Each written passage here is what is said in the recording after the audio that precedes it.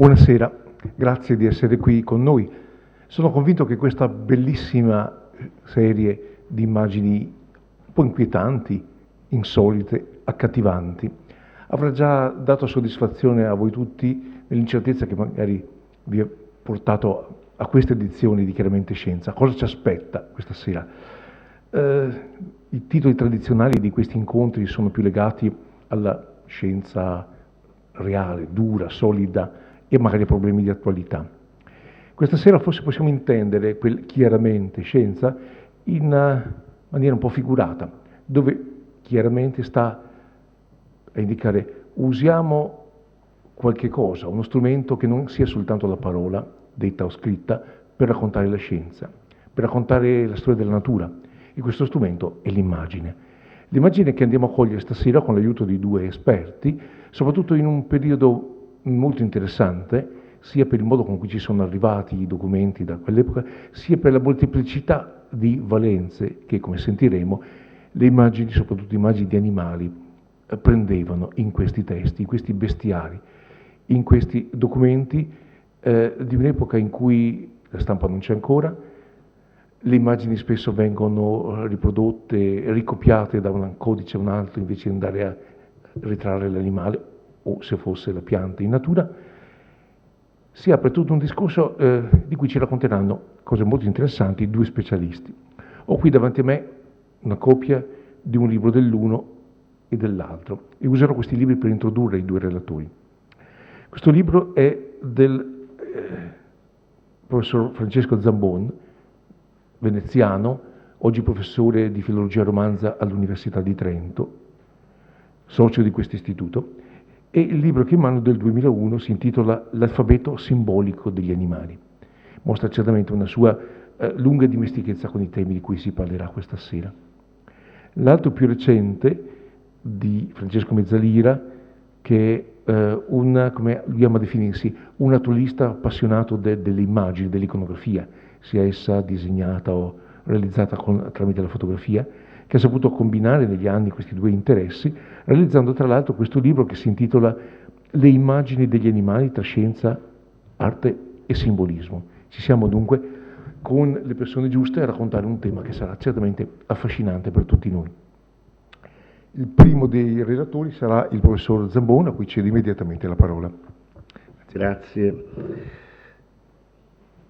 Oggi il termine bestiario ha un uso molto ampio, lo si usa per indicare, diciamo, in genere qualsiasi insieme testuale o anche iconografico che ha in qualche modo a che fare sia in senso proprio che in senso metaforico o allegorico con gli animali. Tant'è vero che esistono nell'ultimo secolo, insomma nel Novecento, diversi libri, diverse opere che si intitolano Bestiario e che in realtà poco o nulla hanno a che fare con il bestiario medievale. Il Bestiaire poétique di Apollinaire, per esempio, il bestiario dello scrittore argentino Julio Cortázar, che sono dei racconti invece, fino magari al bestiario di Giampaolo Pansa, che è un libro invece di satira politica. Quindi il termine è usato in senso molto largo. Nel Medioevo invece il termine designa quello che si può definire un vero e proprio genere letterario o sottogenere letterario, che consiste nella raccolta di una serie di descrizioni di animali reali o animali fantastici, oppure anche animali reali come il leone o la pantera, a cui vengono attribuite delle caratteristiche del tutto fantastiche, normalmente accompagnate, seguite queste descrizioni da interpretazioni allegoriche, che originariamente, quasi per tutta la storia di questo genere, sono interpretazioni di tipo religioso, di tipo, diciamo, dogmatico oppure morale. Questo genere nasce da una precisa opera, no? Ha una precisa origine, un archetipo da cui derivano, si può dire, tutti i bestiari medievali, naturalmente con modificazioni, ampliamenti, eccetera. E cioè un opuscoletto, un breve opuscolo, la cui redazione originaria è stata scritta in greco ad Alessandria d'Egitto, con ogni probabilità tra la fine del secondo e l'inizio del III secolo dopo Cristo. Si tratta del fisiologo, del testo che è denominato il fisiologo, in greco o physiologos, poi in latino physiologus, e poi anche in altre lingue nelle quali l'opuscolo è stato tradotto, appunto nelle varie traduzioni di queste lingue. Ora, si tratta di una cinquantina di capitoletti molto brevi, bipartiti, tutti hanno una struttura bipartita, appunto hanno una descrizione di un animale, seguita da una interpretazione allegorica in senso cristiano. Io nel 75 ho pubblicato da Adelphi la prima traduzione italiana di questo opuscolo, di questa piccola opera, molto importante però per la storia della cultura medievale. Col titolo appunto Il fisiologo. Questo libro, questo libricino, è stato presto tradotto in tutte le grandi lingue del bacino orientale del Mediterraneo e del Medio Oriente, in etiopico, in siriaco, in armeno, in arabo e naturalmente in latino. Dalla versione latina derivano tutti i bestiari medievali, sia dalle versioni latine più precisamente, perché ce ne sono diverse, derivano i bestiari scritti nelle lingue volgari europee a partire dal XII secolo, soprattutto fra il XII e il XIV secolo, insomma il grande periodo di sviluppo di questo genere letterario. Non soltanto nelle lingue romanze, francese, occitano, italiano, spagnolo, catalano, eccetera, ma anche nelle lingue germaniche, in medio-alto tedesco, inglese, nelle lingue nordiche, eccetera.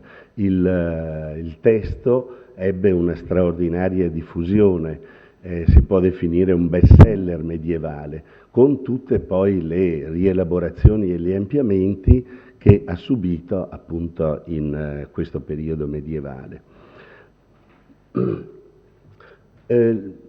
Come nasce il fisiologo, cioè qual è la finalità di quest'opera, di questa raccolta di descrizioni di animali seguite appunto da interpretazioni allegoriche in senso cristiano? Il confronto con alcuni esegeti della Bibbia alessandrini contemporanei alla nascita di questo testo ci spiega più o meno, insomma, quale deve essere stata l'origine e anche la funzione di questo testo. Se noi prendiamo, c'è un famoso commento del Cantico dei Cantici del grande scrittore cristiano alessandrino Origene, più o meno siamo appunto nel secondo-terzo secolo. Nel commentare il versetto 2,9 del Cantico dei Cantici, il mio amato è simile al capriolo o al cerbiatto sui monti di Betel, Origene, per spiegare, per dare un'interpretazione di questo testo, che è un'interpretazione in senso allegorico e con riferimento a Cristo, attribuisce a questi due animali, il capriolo e il cerbiatto, delle nature, come erano definite, cioè delle physeis, delle caratteristiche e dei significati simbolici che si ritrovano quasi con le stesse parole, con lo stesso contenuto, diciamo, ma anche quasi con le stesse parole, sia per quanto riguarda la descrizione naturalistica, sia per quanto riguarda l'allegoria, che troviamo nel fisiologo. E si possono fare altri collegamenti di questo genere. È quindi probabile che il fisiologo costituisca una sorta di manuale di descrizioni di animali accompagnate da un'interpretazione allegorica in senso cristiano, che doveva essere utile agli esegeti della Bibbia, ai commentatori della Bibbia, per spiegare i passi in cui nella Bibbia sono citati degli animali. Poi spesso questi animali citati nella Bibbia, che era nel caso di cui parliamo la versione dei 70, no? La versione greca della Bibbia, sono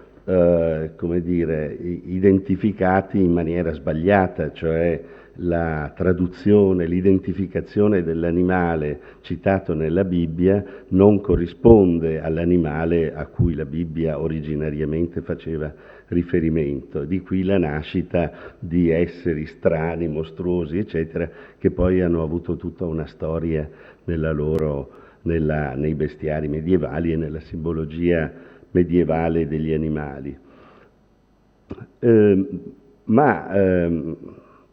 Ecco,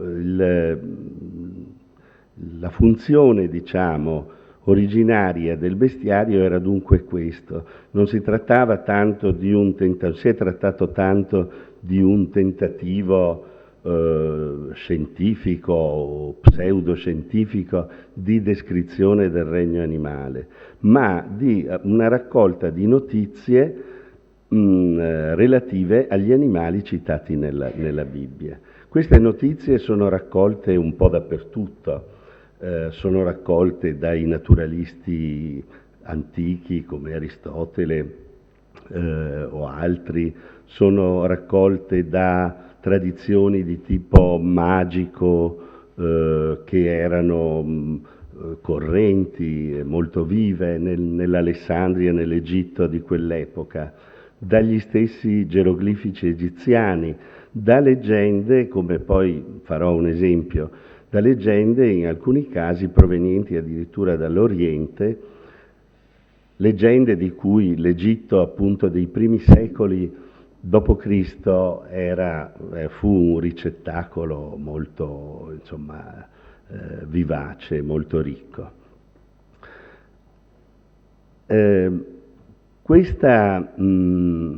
Questo uso, questa funzione del bestiario è poi confermata da altri scrittori cristiani dei secoli successivi.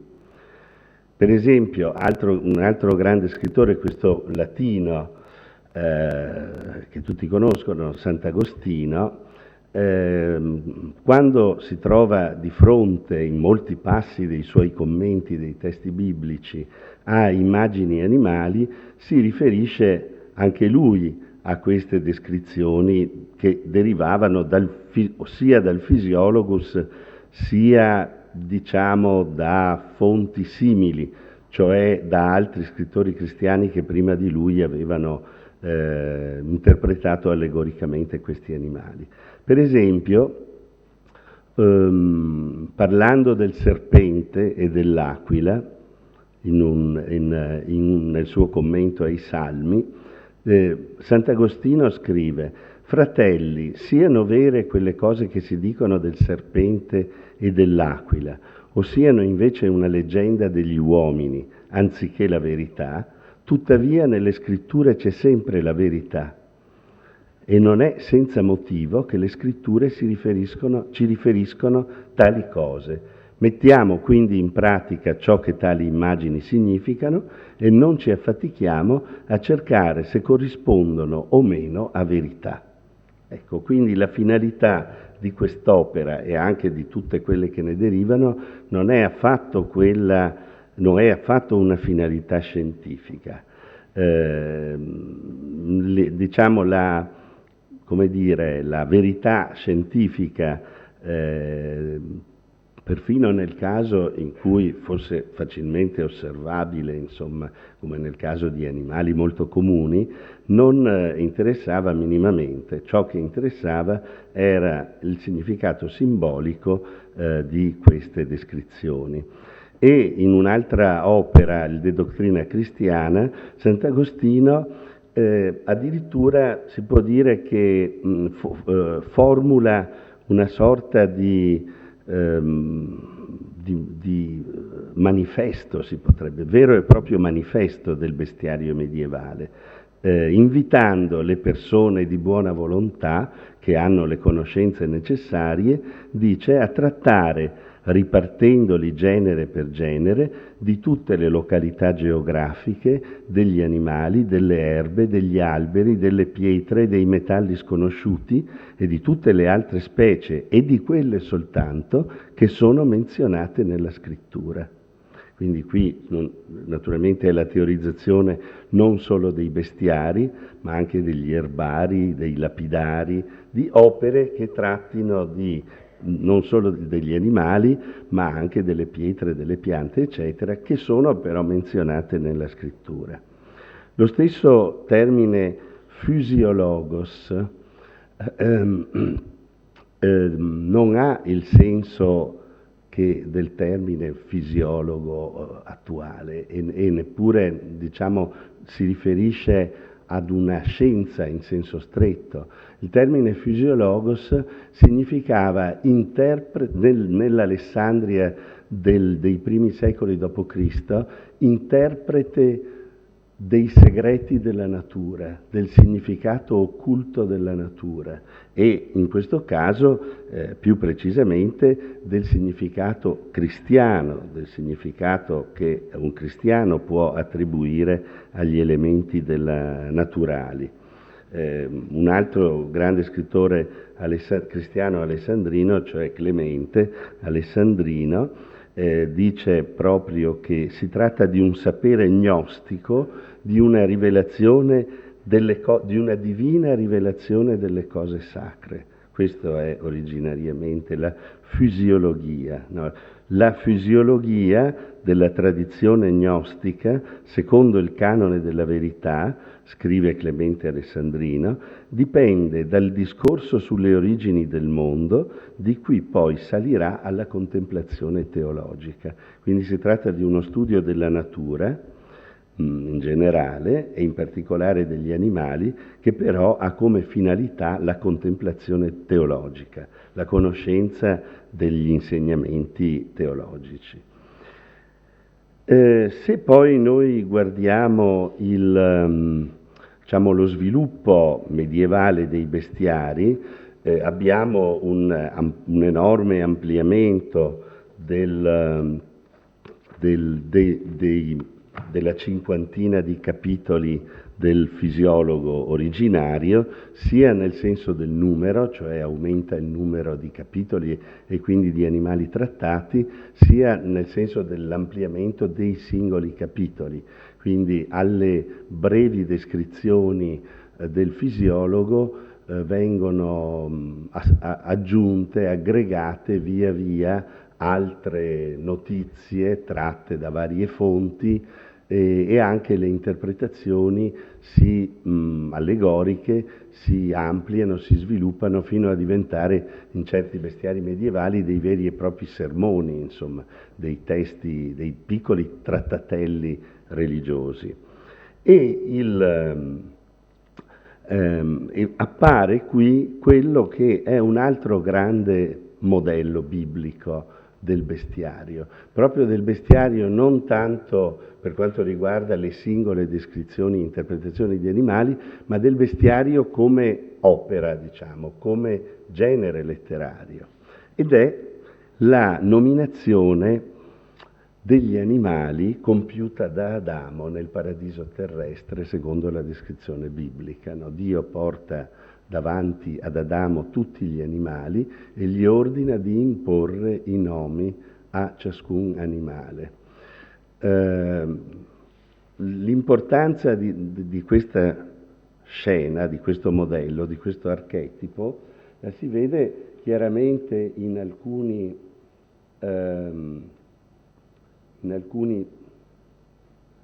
bestiari medievali, per esempio in uno dei più belli dal punto di vista dell'iconografia,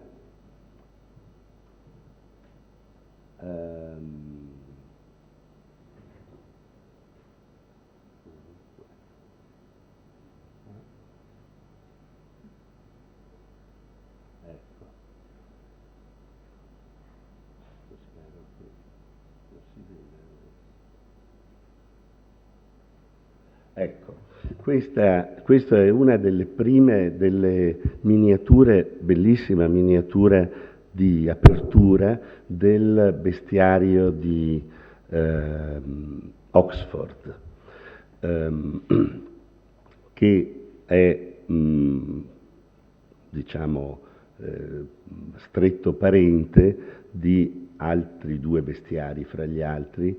Uno è quello di Cambridge, da cui mi pare fossero tratte le miniature che sono state proiettate prima, e quello di Aberdeen, di cui nel sito c'era il link, perché lo si può consultare, lo si può vedere online. Ecco, qui abbiamo a sinistra in alto Adamo, che dà il nome a tutti gli animali, e gli animali che sono schierati, diciamo, intorno a lui, quasi come in una sintesi del bestiario. No? Gli animali nominati da Adamo sono una specie di sintesi, di compendio del testo che seguirà successivamente del bestiario. L'esegesi cristiana tardo-antica e medievale ha attribuito a questa scena biblica, no, della nominazione degli animali da parte di Adamo, dei significati molto precisi. C'è una lunga tradizione esegetica. Essenzialmente questa nominazione ha due significati, se si ricostruisce, ripercorre un po' questa tradizione esegetica. Il primo è che Adamo è il Signore di tutti gli animali, il Signore di tutta la natura. Il centro della natura è in qualche modo anche il compendio della natura, e tutti gli animali naturalmente sono posti da Dio al servizio dell'uomo, al servizio in moltissimi sensi, non soltanto materiale, ma come poi diranno alcuni bestiari, appunto al servizio nel senso che i comportamenti degli animali offrono dei modelli per l'uomo, di comportamento all'uomo. E l'altro significato ancora più importante è quello della conoscenza, perché l'idea che sta alla base della nomenclatura adamica è quella che i nomi imposti da Adamo a tutti gli animali rivelano pienamente, quasi come degli specchi, diciamo, lucidi, la più intima natura, la più profonda natura degli animali. Sono pienamente rivelatori della natura degli animali, e non solo della natura in senso fisico, ma anche del significato simbolico profondo che nella visione cristiana tutta la natura e quindi tutti gli animali possiedono.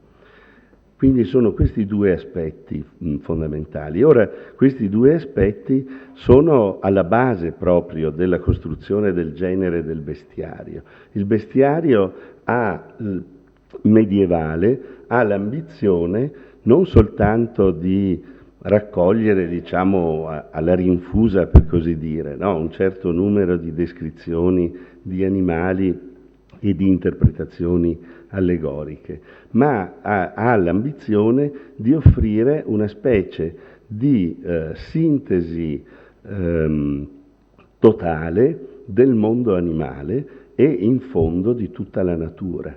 È una visione totalizzante, insomma, della natura, anche nel suo significato più profondo, che il bestiario pretende di offrire al suo lettore.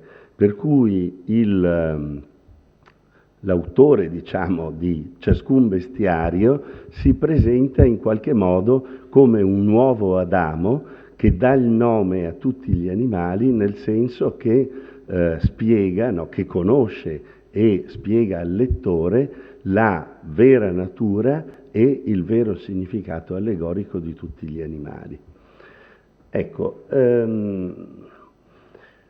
quindi diciamo, come si vede proprio da questa brevissima sintetica presentazione, il bestiario medievale non ha finalità scientifiche. Soltanto, diciamo, negli ultimi secoli del Medioevo incominceranno prima a infiltrarsi all'interno dei bestiari tradizionali e poi a essere diciamo composti, chiamiamoli dei bestiari o dei libri sugli animali, che sono basati anche su una ricerca, diciamo, empirica, sull'osservazione, su una valutazione critica delle notizie tramandate dai naturalisti antichi, eccetera. Forse il primo è il De Animalibus di Alberto Magno, che riporta ampiamente le notizie tradizionali dei bestiari, però in certi casi li sottopone a una valutazione critica. Per esempio dice: non è vero che lo struzzo mangi il ferro, perché io ho provato a dare da mangiare del ferro allo struzzo e non l'ha mangiato, ecco, per esempio. Però Alberto Magno cita la natura, no, la leggenda della Fenice, ben nota, e non la deride in questo modo, anzi dice non bisogna deridere questi insegnamenti, questi miti, perché risalgono ad una sapienza antica che ha un suo significato simbolico. Quindi distingue già tra ciò che appartiene a una tradizione di tipo gnostico, simbolico, e ciò che invece sono notizie, diciamo, puramente false, ecco, attribuite ad alcuni animali.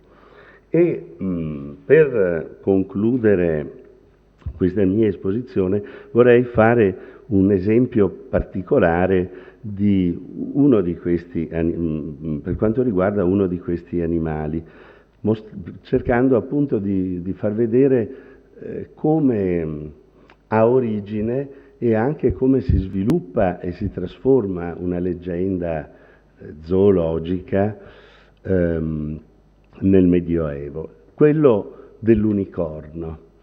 Naturalmente sull'unicorno si potrebbe stare a parlare per ore, ci sono molti libri, molti studi, fra i quali il più importante è quello di uno studioso tedesco che si chiama Einhorn, cioè unicorno, quindi un predestinato, no, in questo senso. Ma mi limito soltanto a fare riferimento ad un libricino, un breve saggio che è stato tradotto in italiano nel 1991 da casa editrice Medusa di Milano, di Roger Caillois, dello scrittore, antropologo, studioso francese Roger Caillois, Il mito del Liocorno. E mi era stato chiesto, quando hanno tradotto il libro, di fare una prefazione in modo da valutare un po' le interpretazioni di Caillois. Ora, Caillois, diciamo, la tesi centrale di Caillois, e qui così spero, diciamo, di collegarmi alla seconda parte di questa conferenza, la tesi fondamentale di Caillois è quella che intanto lo dico, è quella che l'origine del mito dell'unicorno stia essenzialmente vada cercata in un animale reale, e cioè il narvalo, un cetaceo, no, che vive nel mare Artico, che ha un il dente canino sinistro è molto lungo e fuoriesce dalla bocca, raggiunge anche la dimensione di 2 metri, e si tratta di un dente tortile. No? Volevo mostrarlo. Ecco, ecco, questo è il narvalo. Maschio? Maschio, perché il narvalo femmina non ce l'ha, oppure ce l'ha soltanto, da quello che ho letto, abbozzato, diciamo. Ecco. Quindi non è assiale questa specie di corno, ma è asimmetrica. E infatti Caillois, che ha scritto un libro sulla asimmetria in natura, collega questo discorso proprio alla questione della asimmetria. E mi pareva, ecco, e questo è il corno, che è appunto tortile, il dente, diciamo, no? Il canino, che è appunto tortile e che fa pensare effettivamente al corno dell'unicorno, no? E probabilmente a partire dal Medioevo era il dente del narvalo che era, diciamo, venduto come sedicente corno dell'unicorno. Ora, io non so, qui sospendo, diciamo, il mio giudizio. Probabilmente è possibile che per certi aspetti il narvalo abbia qualche cosa a che fare con la leggenda dell'unicorno, ma in realtà la leggenda dell'unicorno, quale ce la riferisce il fisiologo greco e poi con piccole varianti tutte le rielaborazioni successive, racconta una strana leggenda, che è questa, la leggo dal fisiologo greco. Il fisiologo ha detto dell'unicorno che ha questa natura: è un piccolo animale simile al capretto ma ferocissimo. Non può avvicinarglisi il cacciatore a causa della sua forza straordinaria. Ha un solo corno in mezzo alla testa. E allora, come gli si dà la caccia?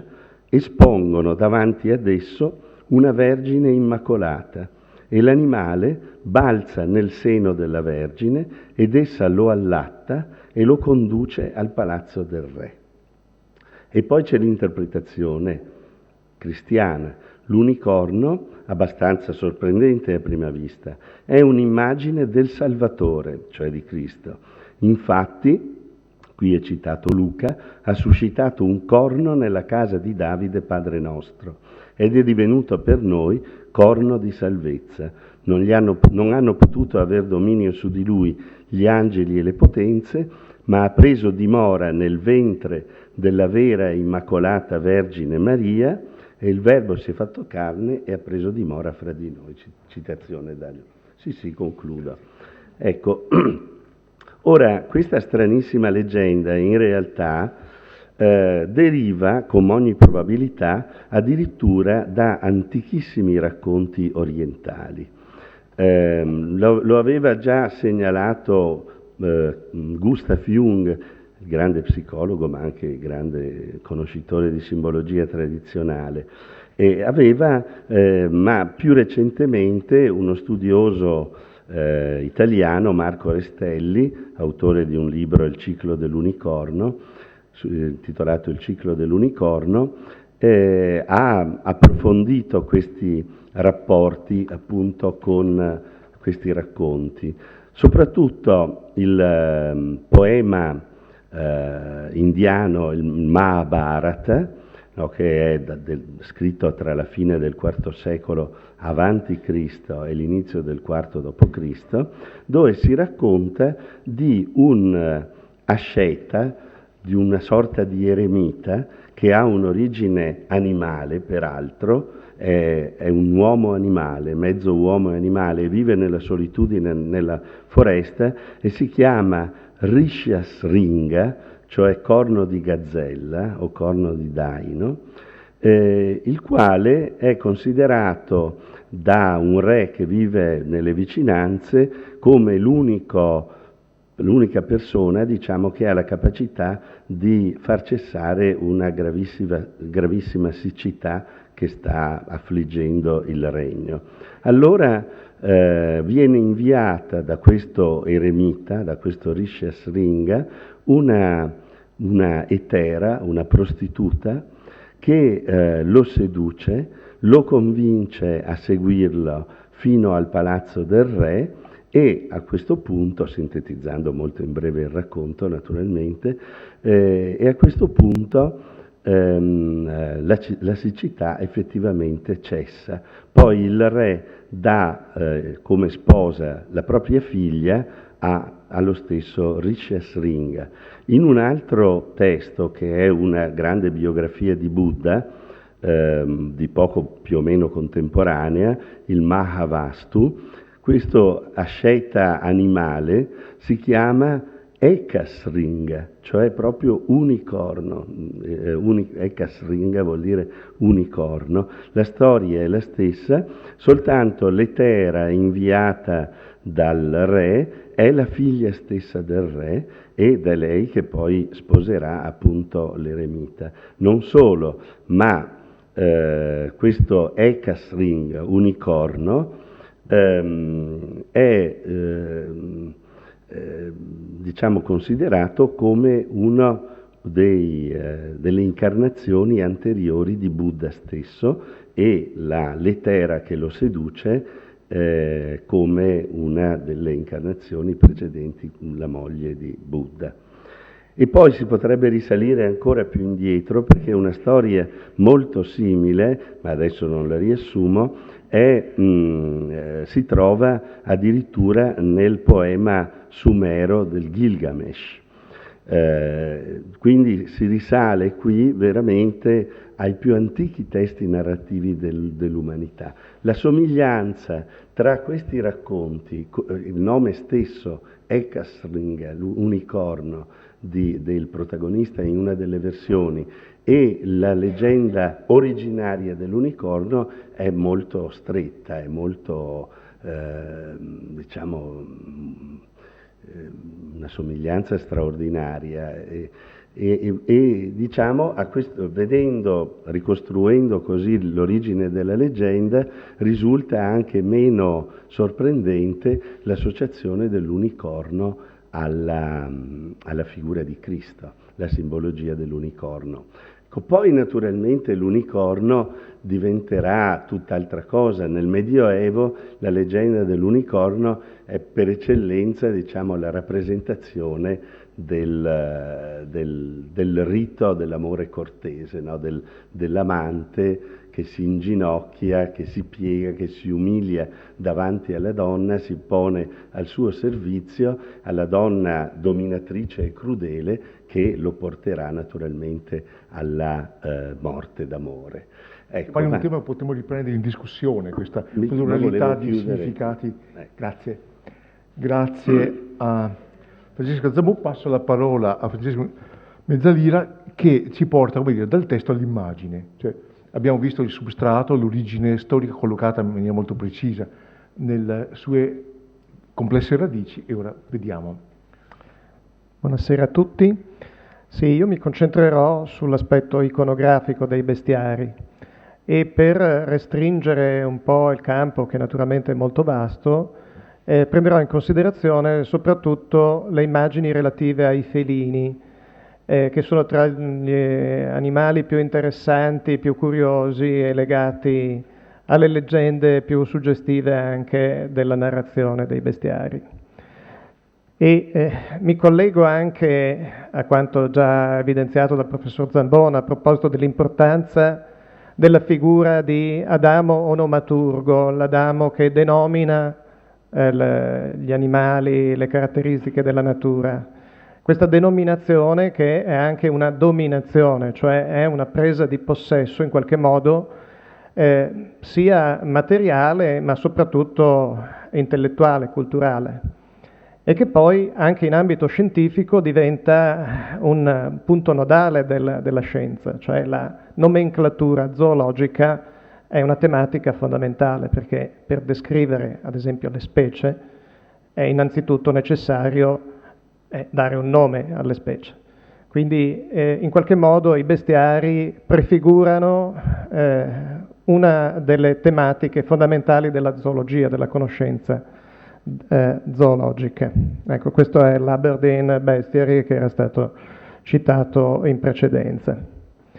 Ecco, vediamo ad esempio la tigre. La tigre in realtà è una specie che compare solo tardivamente nei bestiari, non era originariamente presente nel Physiologus, compare solo nei bestiari tardi. Questa che vedete è una miniatura di una delle più antiche raffigurazioni della tigre appunto nei bestiari.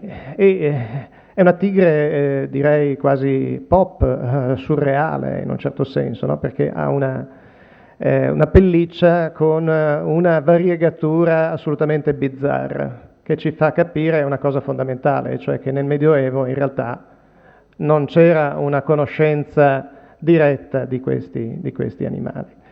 È una tigre che deriva essenzialmente dal testo di Plinio, che è fonte di buona parte della quella che possiamo chiamare la zoologia medievale.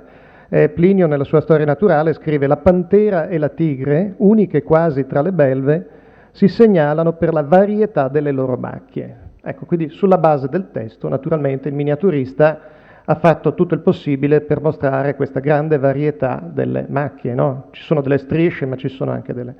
Ecco, e si vede in qualche modo una sovrapposizione proprio tra pantera maculata, quella che oggi chiamiamo leopardo, no? Poi vedremo, o ghepardo, a seconda dei casi, e invece la striatura delle tigri. E qui vediamo la tigre con un cerchio che è una sfera o uno specchio, che risale a un'antica leggenda che troviamo addirittura come sua ascendenza iconografica in rappresentazioni tardo-antiche. Questo è uno dei mosaici dell'ambulacro della Grande Caccia della Villa del Casale, la villa imperiale di Piazza Armerina in Sicilia. Questo risale al IV secolo d.C. e vediamo l'iconografia della tigre con lo specchio. E qui vediamo come la tigre rappresentata nell'epoca romana antica era una vera e propria tigre. D'altra parte i romani avevano consuetudine di questi animali perché le vedevano nei circhi, venivano portate centinaia, migliaia di fiere, no? Leopardi, tigri, venivano portate per essere poi uccise dai gladiatori oppure per essere strumenti di carneficine dei condannati ad bestias, come si diceva, no? Cioè essere divorati dalle fiere, oppure per le venationes, queste appunto cacce che avevano un significato spettacolare. Cioè, ai romani piacevano molto queste cose che oggi farebbero inorridire naturalmente gli animalisti e non solo, insomma. Ecco, comunque la leggenda della tigre con lo specchio è molto curiosa, risale ad Aristotele, ancora che la riferisce come a sua volta una narrazione che aveva sentito, e la storia è questa sostanzialmente, cioè si riferisce che i cacciatori per poter impossessarsi di un cucciolo di tigre, senza essere naturalmente assaliti dalla madre che difende i propri piccoli, deve fuggire più rapidamente che può con il cucciolo, gettando dietro a sé delle sfere di cristallo riflettenti o degli specchi tondi, a seconda delle narrazioni. E allora la madre, che è velocissima, una delle caratteristiche della tigre è proprio la velocità, secondo i testi dei bestiari, insomma. La tigre che insegue il cacciatore che si è impossessato del suo cucciolo si vede riflessa, miniaturizzata in qualche modo nella sfera, pensa che quella sia il suo cucciolo e quindi si ferma per accudire, no, il cucciolo e quindi trascura di invece recuperare il suo vero piccolo. Ecco, naturalmente poi c'è un'interpretazione cristiana, cioè il cacciatore come il demonio che alletta con delle false tentazioni il fedele che quindi è indotto in peccato e trascura di seguire la vera strada, che è quella della fede cristiana, insomma. Ecco, ci sono moltissime rappresentazioni nei bestiari del XII-XIII secolo, soprattutto di tigri, e in alcuni casi la variegatura non è messa in evidenza. Qui la pelliccia della tigre è uniforme, qui viene privilegiata quindi proprio la narrazione del metodo di cattura dei cuccioli. E qui abbiamo una variegatura che è caratterizzata da macchie policrome che ricordano più una pantera che non effettivamente una tigre. Quindi c'è proprio una sovrapposizione, la cui origine può essere rintracciata sostanzialmente nel testo pliniano, no? Cioè questo fatto di accomunare pantera e tigre per la varietà della pelliccia. C'è una sovrapposizione iconografica tra le due specie, insomma, 2 o anche 3, come vedremo tra poco, insomma. Quindi c'è tutto un problema di nomenclatura che nasce poi anche in qualche caso, questa confusione terminologica, nasce anche da aspetti di impaginazione. Ad esempio nell'Ashmole Bestiary, quello di cui è mostrata qui una miniatura, c'è questa curiosa impaginazione per cui l'immagine relativa a una specie è posta alla fine del testo, molto vicino all'inizio del testo successivo. Quindi questo crea un po' di confusione nel lettore, no? Perché se guardiamo sotto c'è scritto pardus est genus, eccetera, eccetera. Quindi in realtà dopo si parla del pardo. Quindi qualche volta anche aspetti, diciamo, editoriali, tra virgolette, possono ingenerare anche una confusione terminologica e quindi interpretativa. Ecco, i bestiari sono interessanti anche per la storia dell'arte perché erano anche utilizzati non solo per la predicazione, come è stato illustrato, ma anche come in qualche modo fonte di ispirazione per gli artisti e per gli artigiani. Qui vediamo ad esempio una tigre con il classico specchio in un stallo di un coro intagliato in legno di una chiesa del Suffolk in Inghilterra. Tarda, in realtà vedete del XV secolo. Ecco, però se uno non conosce i bestiari, questa immagine non gli dice niente, cioè non capisce, quindi diventano una chiave interpretativa utile anche per chi si occupa effettivamente di rappresentazioni artistiche degli animali. Ecco, vi faccio anche notare in questa immagine come le zampe della tigre qui in realtà assomiglino più a degli zoccoli che non... E questo appunto sottolinea ancora una volta la scarsa conoscenza anatomica di questi artisti medievali rispetto agli animali. Ecco, veniamo adesso alla pantera. Ecco, la pantera per la quale c'è, dal punto di vista della nomenclatura, abbastanza confusione, perché qualche volta viene chiamata leopardo, pardo, o pantera e non si sa bene se sono specie distinte. Poi noi oggi sappiamo che c'è anche abbastanza simile al leopardo il ghepardo, poi vedremo delle immagini, e quindi persiste questa difficoltà a capire di che cosa realmente si sta parlando. D'altra parte abbiamo visto, insomma, i bestiari non sono delle opere di zoologia, hanno un significato essenzialmente simbolico, possiamo dire allegorico, morale, esplicitato anche proprio in questo senso. Ecco, la pantera è raffigurata spesso mentre è seguita o comunque mentre attira tutti gli altri animali, tranne il drago che viceversa fugge la pantera. Allora, il drago è simbolo dell'apostato, colui che non accoglie il verbo divino. E tutti gli altri animali rappresentano, nell'interpretazione allegorica di molti bestiari, invece i fedeli che seguono Cristo. Quindi il Cristo è rappresentato nei bestiari dalla pantera. E questa attrazione si manifesta soprattutto attraverso il profumo. In molti bestiari viene proposta la leggenda della pantera profumata. Cioè questa attrazione di un profumo irresistibile che attrae tutti gli animali. Ecco, anche qui osserviamo una rappresentazione della pantera del tutto fantastica. La forma della testa non è assolutamente realistica, però c'è come costante questa maculatura, questa variegatura della pelliccia. Tra gli animali è quasi sempre rappresentato il cervo, che nell'iconografia cristiana rappresenta i fedeli, insomma, che si avvicinano alla fonte di vita eterna, quindi alla fede cristiana.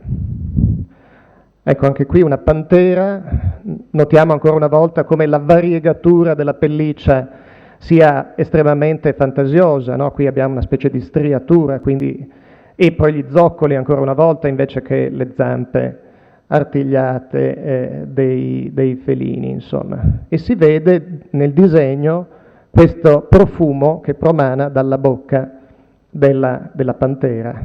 Il drago si nasconde, i cervi e viceversa seguono l'animale. E poi c'è tutto il discorso delle etimologie, di cui questo in realtà non è un bestiario, è una miniatura tratta da un'opera di Bartolomeo Anglico, una sorta di enciclopedia, in cui la pantera è posta al centro di una serie di animali, e questo può sottolineare ancora una volta l'attrazione che la pantera ha per tutti gli animali, ma si rifà anche a una sorta di etimologia fantasiosa, pantera, pan tutto, tera animali, no? La teriologia è lo studio dei mammiferi, quindi gli animali superiori in qualche modo, e quindi la pantera riassume tutta la ferinità, attira tutti gli animali, naturalmente è una etimologia non rigorosa, non scientifica possiamo dire, ma ancora una volta la mentalità medievale non era affascinata dal rigore scientifico, ma piuttosto da giochi linguistici, da simbolismi, da collegamenti linguistici che potevano essere utili anche come mnemotecniche o come suggestioni letterarie. E poi abbiamo naturalmente i leoni. Dei leoni si legge che avrebbero piccoli che nascono morti e sarebbero resuscitati dal fiato dei genitori, del padre in particolare. Infatti sono leoni maschi mostrati qui con la criniera, dopo 3 giorni. Ecco. Quindi la leggenda tradizionale prevede che i piccoli nascano morti e sono risuscitati dai genitori. La interpretazione ha una sorta di retroazione sul simbolo, come si dice, cioè questa aggiunta dei 3 giorni serve a cristianizzare, no? Il processo di cristianizzazione è molto tipico della letteratura dei bestiari, insomma. E questo è anche la fonte di questo affresco di Giotto della Cappella degli Scrovegni a Padova, in cui c'è un leone che appunto risuscita i suoi piccoli, e non a caso questo quadrilobo dipinto da Giotto nella Cappella degli Scrovegni si trova tra la rappresentazione del compianto su Cristo morto e l'apparizione di Cristo alla Maria di Magdala dopo la resurrezione. Quindi simbolicamente rappresenta la resurrezione di Cristo. Quindi il leone, il fatto di risuscitare dopo 3 giorni di questa leggenda riportata dai bestiari, viene utilizzata a livello simbolico anche da Giotto. Dopodiché l'iconografia contemporanea, adesso amplierò un po' il discorso, apparentemente forse andando un po' fuori tema, ma l'obiettivo è quello di mostrare lo specifico dei bestiari e della loro iconografia rispetto a quella che è poi invece l'interpretazione, lo studio degli animali nell'iconografia contemporanea e successiva. Ecco, questa è una famosa rappresentazione di leone di Villard de Honnecourt della prima metà del XIII secolo, quindi contemporaneo a molti bestiari di cui abbiamo visto le riproduzioni. E la cosa interessante di questa rappresentazione è che il disegnatore, l'artista, architetto Villard de Honnecourt autore di questo importante taccuino di disegni, si è premurato di scrivere di fianco all'immagine l'indicazione: sappiate bene che questo leone è stato ritratto dal vero.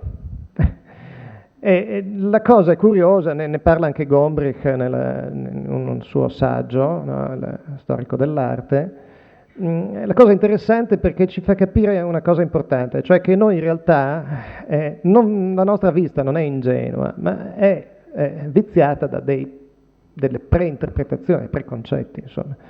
E quindi ad esempio la tendenza ad antropomorfizzare, no, a in qualche modo proiettare la propria umanità anche sugli animali che si osservano è molto forte. E poi c'è la tradizione iconografica che è sempre presente, da cui gli artisti fanno fatica a liberarsi, insomma. Però è interessante che in quest'epoca si pone l'esigenza di tornare a una rappresentazione dal vero. Non a caso è il periodo di Alberto Magno e di Federico II di Svevia, potremmo dire anche di San Francesco alla fine, no? Che riporta a un atteggiamento di maggiore interesse per la natura e il mondo della teologia medievale, che invece aveva sempre visto fino a quel momento la natura con un certo sospetto. Ecco, qui un altro esempio di un felino rappresentato in modo piuttosto antropomorfico. Questa è una miniatura di un altro testo, sempre in questo caso del 300, quindi un secolo dopo. Ecco, e qui abbiamo un po' una svolta, cioè i taccuini di disegni degli ultimi secoli del Medioevo mostrano proprio in pratica viene messo in atto quello che era stato enunciato da Villard de Honnecourt. Questi sono disegni di Michelino da Besozzo che sono da un lato straordinari per il realismo, cioè qua si vede che c'erano effettivamente dei ghepardi sotto gli occhi dell'artista, no? Mostrati mentre si grattano, mentre mangiano, quindi in atteggiamenti reali, da un lato. Questo ci dice anche che in Italia, nelle corti dell'epoca, erano presenti nei serragli degli animali che prima non c'erano, insomma non erano visibili. E però la cosa interessante è l'animale centrale in questa, cioè è un ghepardo, però ha una maculatura più da leopardo, cioè con le rosette di macchie, no? Con la parte centrale più chiara. Rosette che comunque sono disposte in modo molto geometrico, un po' tardogotico potremmo dire, stilisticamente. Quindi c'è una sovrapposizione tra leopardo e ghepardo. Una sovrapposizione che secondo me nasce dal fatto che non esistevano due nomi diversi per chiamare queste due specie. Cioè qui vediamo proprio come la nomenclatura zoologica è alla base di una corretta interpretazione. Finché non ci sono due nomi staccati, le immagini si sovrappongono in realtà. Quindi un autore si ispira a un esemplare trasferendo le sue caratteristiche su un altro perché li ritiene la stessa specie in qualche modo. E anche questo lo evidenzia in modo, questa immagine, questa miniatura, evidenzia la cosa in modo molto, molto chiaro. Il nome è uno solo, Leon Pardo al centro. Sopra abbiamo un ghepardo, chiaramente, ritratto tra l'altro in modo assai realistico. Sotto in realtà è un leopardo, però come vedete le unghie non sono retrattili perché e quindi la zampa è più da ghepardo. Quindi ci sono delle caratteristiche un po' ambigue. Indubbiamente la testa è da leopardo, la maculatura è da leopardo, però il nome è unico e ci sono ancora sovrapposizioni morfologiche. Di Pisanello, che dire, è uno dei maggiori animalisti, come si dice, della storia dell'arte, però artista, non scienziato. E comunque questa tradizione iconografica di stilizzazioni e sovrapposizioni la ritroviamo anche in tante opere d'arte come il Corteo dei Magi di Benozzo Gozzoli del Palazzo Medici Riccardi di Firenze, no? Vedete il ghepardo sotto, che è un ghepardo indubbiamente, però ha queste rosette di macchie disposte sempre con un pattern molto molto geometrico, molto regolare. Ecco, qui vediamo che l'importanza dei taccuini, di disegni del Medioevo per gli artisti, no? Così come i bestiari medievali avevano avuto un ruolo importante anche come fonte di ispirazione per gli artisti, così taccuini di disegni che diventano un strumento delle botteghe artistiche alla fine del Medioevo importante, trovano i loro riflessi nell'iconografia artistica. In ambito scientifico le prime opere zoologiche non sono tanto precise sul piano iconografico. Questa è Gessner, la Historia Animalium, Aldrovandi, come vedete. Una cosa che invece è presente è la preoccupazione nomenclatoria. Come vedete qui a figura sono affiancati tutti i nomi riportati dai vari autori, Aristotele, Plinio. Quindi questo approccio filologico diventa un presupposto fondamentale poi per un approccio scientifico critico. Quindi la filologia da un lato, così come l'arte dall'altro, trovano poi un po' alla volta una confluenza nella scienza zoologica. Ecco, questo non è una pantera, ma un'altra immagine dell'opera di Ulisse Aldrovandi, questo medico bolognese vissuto tra fine del Cinquecento e primi anni del Seicento, e è interessante perché è comunque un animale, è un viverride, è un animale maculato e produce un profumo sfruttato in profumeria da millenni. E quindi una ipotesi è che la leggenda della pantera profumata in realtà nasca da una confusione con lo zibetto. Questa è un'ipotesi che alcuni hanno avanzato. Lo zibetto di fatto è appunto una profumazione che è tradizionale, insomma molto antica. Poi venendo a tempi molto più recenti, qui abbiamo rappresentazioni di ghepardo molto fedeli. Interessante leggere in alto Citta Tiger. Citta è il nome indiano, che poi è diventato il citta inglese, e citta significa maculato, citrakaya nella lingua asiatica originaria, significa dalla pelliccia maculata in qualche modo. Tiger, ecco, quindi vedete la tigre ricompare attribuita a un animale che tigre sicuramente non è, insomma, alla luce della nostra zoologia moderna. E poi le immagini recenti, adesso finalmente anche delle immagini che pongono le cose in chiaro, cioè leopardo è una cosa, ghepardo è un'altra, quindi testi dell'Ottocento che confrontano le due specie. Ecco, il nome ghepardo nasce probabilmente alla fine del Seicento, del XVII secolo, o inizio del Settecento, quindi diciamo si afferma nel Settecento. E quindi è da quel momento che finalmente l'iconografia si separa definitivamente, quella del leopardo e quella del ghepardo. Poi la fotografia bypassa, possiamo dire, un po' le interpretazioni, perché risulta sicuramente molto più oggettiva, insomma, al di là dell'inquadratura che il fotografo può fare, insomma, è una riproduzione a livello sostanzialmente tecnico, insomma. E quindi finalmente vediamo un ghepardo e un leopardo, senza sovrapposizioni o preconcetti particolari.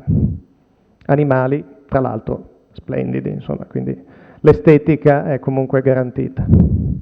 E poi l'illustrazione moderna mostra anche aspetti anatomici, fisiologici, adattamenti, quindi, e le relative interpretazioni evoluzionistiche, mostrando poi la varietà, la biodiversità, la variabilità intraspecifica, e che poi bisogna vedere, perché qui attraverso il disegno, no, con tutta la varietà di maculature, di dimensioni, di corporatura di questi animali, ci si pone anche il problema di cos'è la specie, no? La pantera nera, va bene, è un leopardo melanico, però sono razze geografiche, varietà, sottospecie, specie incipienti, cosa sono? Quindi l'iconografia aiuta anche a interpretare queste problematiche. E per concludere, senza assolutamente pretendere di analizzarlo a fondo, però vi propongo questo schema che tenta di vedere alcune delle strade attraverso cui un animale o degli animali si collegano alle relative zoicone, cioè raffigurazioni, no? C'è dietro tutto un percorso che nel caso dei bestiari è soprattutto concentrato sull'aspetto del nome, del simbolo, della narrazione e dell'idea, in qualche modo. Un aspetto letterario. Sono gli animali dei bestiari animali leggendari nel senso stretto del termine, cioè animali soprattutto da leggere. L'illustrazione è poi un commento al testo. Quindi nasce dal testo, è un commento visivo a qualcosa da leggere, quindi sono animali leggendari, hanno delle parentele con gli animali reali indubbiamente, però questo è lo specifico dei bestiari, una letteratura affascinante, simbolica, ricca di narrazioni suggestive che ci ha lasciato un'iconografia decisamente affascinante e dal punto di vista artistico in certi casi veramente splendida. Grazie. Grazie.